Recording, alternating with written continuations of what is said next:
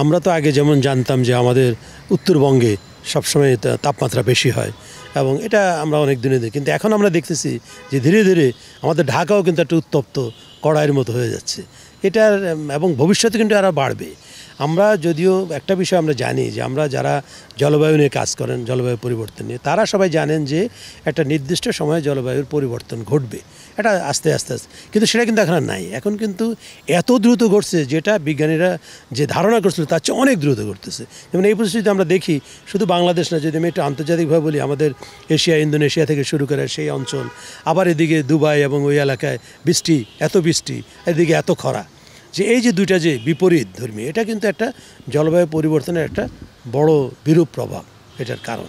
এখন বাংলাদেশের ক্ষেত্রে আমরা আসি, যেহেতু বাংলাদেশ হলো, আমরা বলি যে নদীমাতৃক একটা দেশ, এর সুজলা সুফলা বাংলাদেশ, কিন্তু এগুলো কিন্তু বই পুস্তকেই আছে, বাস্তবে কিন্তু এখন আর সেগুলো আমরা দেখতে পাই না। এখন যদি আমরা ঢাকার বাইরে যাই, সারা দেশে ঘুরি, আমরা দেখব যে খাল বিল নদী নালা সব শুকিয়ে গেছে, তাই না? সবুজ, আমাদের সেই সবুজ কিন্তু আর নাই। একদিকে হলো জনসংখ্যা বৃদ্ধি, উন্নয়ন কর্মকাণ্ড, মানে সেটা মানে ভৌত অবকাঠামোই হোক, সেটা আমার শিল্প কারখানাই হোক, এসব কারণের জন্য আমার জমি জমা সব কমে যাচ্ছে, নদী নালা খাল বিল সব শুকিয়ে যাচ্ছে, একদিকে ভরাট আর দিকে দখল, নানা কারণে।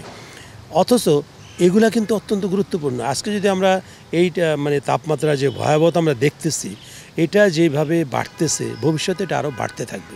এবং তার চেয়ে বড় বিষয় হলো তাপমাত্রা আমি থার্মোমিটারে যেটুকুই পাই, সেটার চেয়েও আমি কতটুকু অনুভূত হয় আমার, সেটা গুরুত্বপূর্ণ।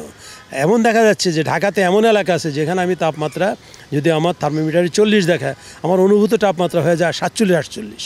তাহলে আমি তার মানে 48 ডিগ্রি টেম্পারেচারের মধ্যে আমি বসবাস করতেছি। তো এটা কিন্তু অত্যন্ত ভয়াবহ।